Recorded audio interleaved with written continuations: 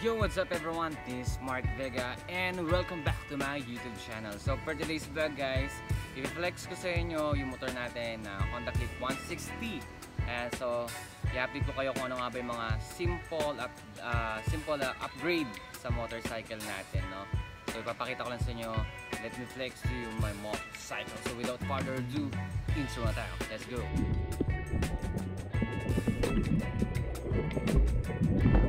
Kahit na marami kamalasan ang abuti ko nila mobile phone, makinig ka lang ng music and shake it, shake it, shake it, shake it, shake it.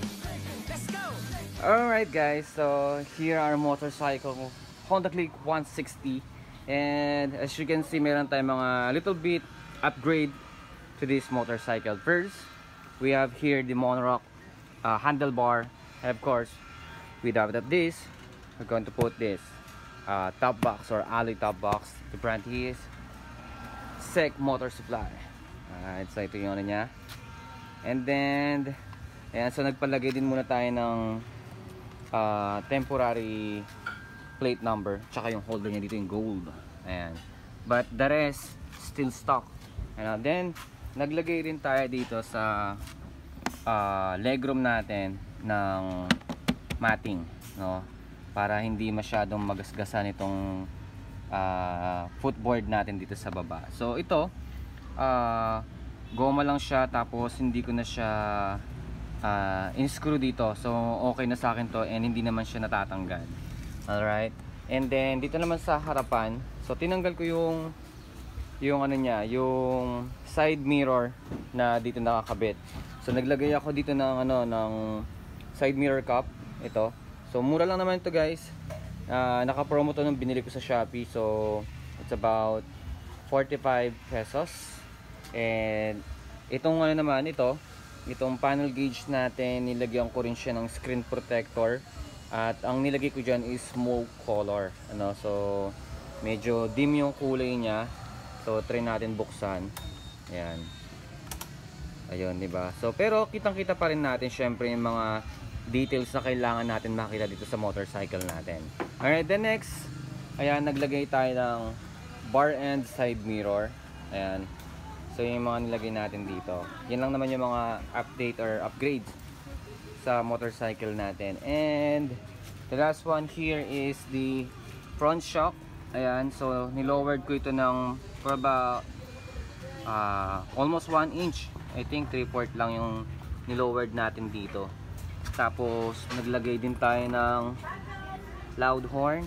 Alright, but the rest is still stock. Alright guys, meron pa akong isang upgrade dito, pero hindi ko pa siya nakakabit guys. So ito, kinakabit to dito sa rear na natin na signal light, no? Ito yung protector niya dito. Yan, parang crash guard din kung tawagin. Ayan, so ganito yung looks niya pag kinabit natin siya. Alright, so ito, iwas to in case na masagi ito, or huwag naman nating pangarapin or masemplang ganyan, is at least hindi to basta-basta mapuputol. Kasi nga meron siyang crash guard or protector. Alright, so yan lang naman yung mga nilagay natin. Then ito, papalitan ko pa ito kasi nga gold siya, so parang hindi siya masyadong akma sa white na Honda Click 160. Alright, so pasensya na kayo, medyo madumi pa. Pero ito naman din yung ano, yung looks para sa mga nagtatanong kung dumihin ba talaga yung kulay white na Honda Click 160. Kasi ang dami nagsasabi, dumihin daw.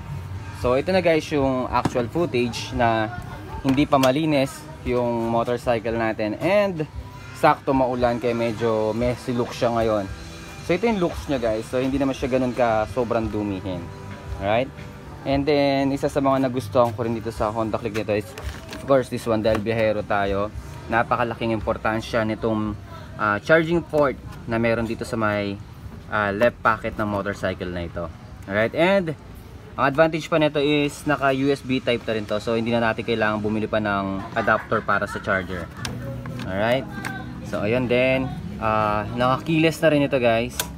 Ayan, so hindi na tayo mahihirapan pa magsuksak lagi ng susi dito sa motorcycle natin. So yun guys, yun lang yung short update natin sa in-upgrade natin na mga accessories dito sa motorcycle natin, which is yung Honda Click 160. So ayun guys, I think hanggang dito na itong vlog na to, and thank you so much sa lahat ng mga tumututok dito sa YouTube channel natin, and thank you so much guys. See you on my next vlog. Bye!